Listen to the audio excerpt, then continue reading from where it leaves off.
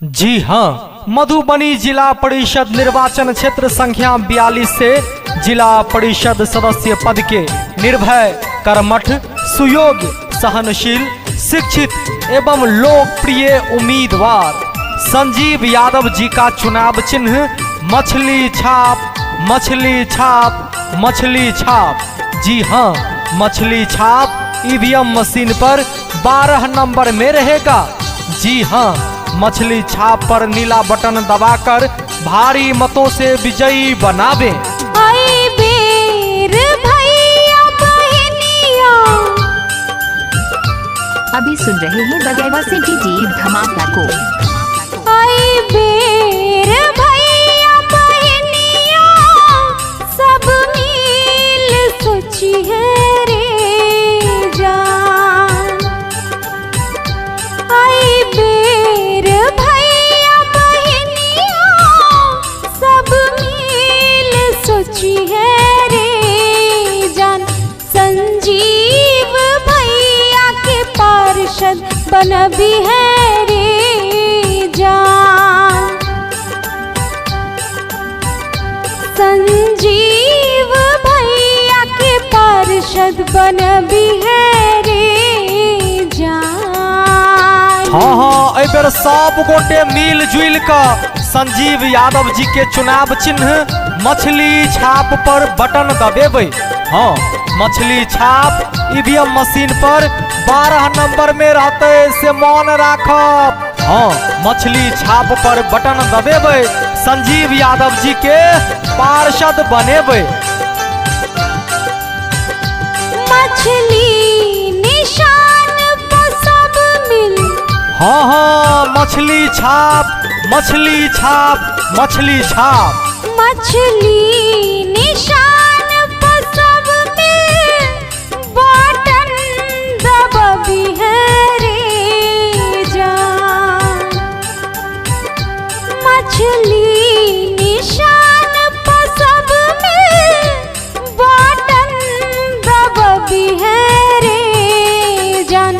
संजीव भैया के पार्षद बनबी है रे जान। इलाका किसी का हो, धमाका दिवाकर दीवाना भाई का ही होगा। संजीव भैया के पार्षद बनबी है रे जान। हे यो भुटकुन काका, ही के कहे छी ए बेर सब गोटे मिल कर संजीव यादव जी के चुनाव चिन्ह मछली छाप पर बटन दबेबे और संजीव यादव जी के भारी मत से विजय बना कर क्षेत्र संख्या 42 में जिला परिषद सदस्य बनेबे।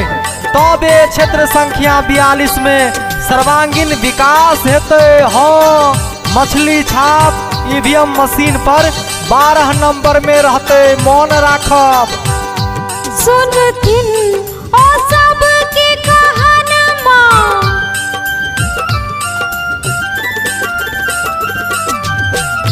सुनथिन ओ सब के कहानमा, लाथिन खुशहाली रे जान।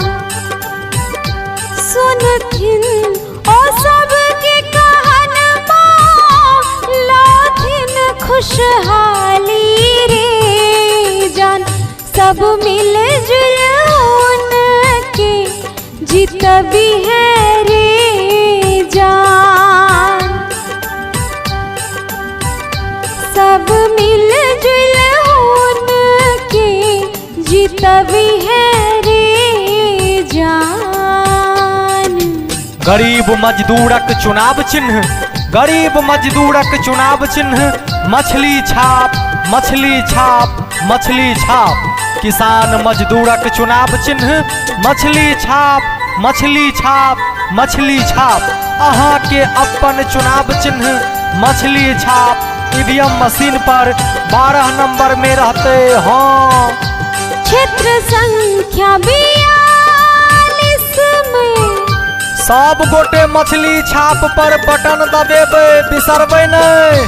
क्षेत्र संख्या 42 में करथिन विकास रे जान। अभी सुन रहे दिवाकर दीवाना भाई। क्षेत्र संख्या 42 में करथिन विकास रे जान। संजीव भैया के पार्षद बनबी है रे जान। मछली निशान पर बटन दबी है रे जान। विकास की ज्योत जलानी है तो साथ निभाना ही पड़ेगा। विकास की ज्योत जलानी है तो साथ निभाना ही पड़ेगा। क्षेत्र को आगे ले जाना है तो आगे आना ही पड़ेगा। अगर जिला परिषद चुनना है संजीव यादव को, अगर जिला परिषद चुनना है संजीव यादव को, तो याद रखिए मछली छाप पर बटन दबाना ही आप सुन पड़ेगा। रहे हैं दिवाकर मछली दीवाना छाप भाई पर ग्राम बटन बलिया, दबाना जिला ही मधुबनी।